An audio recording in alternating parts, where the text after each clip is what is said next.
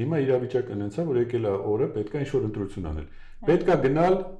ընտրական տեղամաս։ Այդ հաստատ բոլորը պետք է գնան, որովհետև եթե չգնաք, ձեր փոխարեն ուրիշներն են քվեարկելու։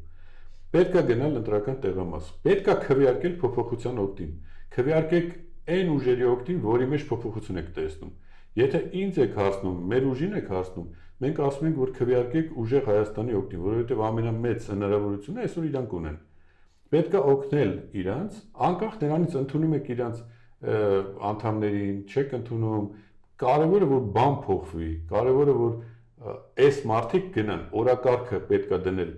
մենք մեր մեջ արդեն ժողովուրդը ինքը պետք է այդ օրակարգը ձևավորի, ազատվել այս իշխանությունից ազատվելու ամենակարճ ճանապարհը քվեարկել ուժեղ Հայաստանի օգտին, որպեսզի փոխվի այս ամեն ինչը։ Եթե չեք ուզում այդ ուժի օգտին քվեարկեք նրանից հետո եկող ուժերին, բայց միայն ընդդիմադիր ուժերին, որպեսզի իրավիճակը փոխվի։ Սա է մեր ասածը եւ Աստված առաջ մեր հավաքական հետին միտքը միշտ հաղթող է եղել, միշտ հայերը հետո են բան արել։ Հիմա մենք հուշում ենք, որ պետքա սա անել։ Մի հատ արեք, փորձեք էլի, տեսեք, այս իրավիճակից մենք կարանք դուրս գանք։ Ուղղակի մի բան իմացեք, որ այն ինչ որ թեկուզ մի լավ բան կա, դա ժամանակավոր հաճույք է հիմա։ Այդ շատ արագ ավարտվելու է ընտրությունից հետո։ Թուրքերը հանգիստ չեն նստելու, թուրքերը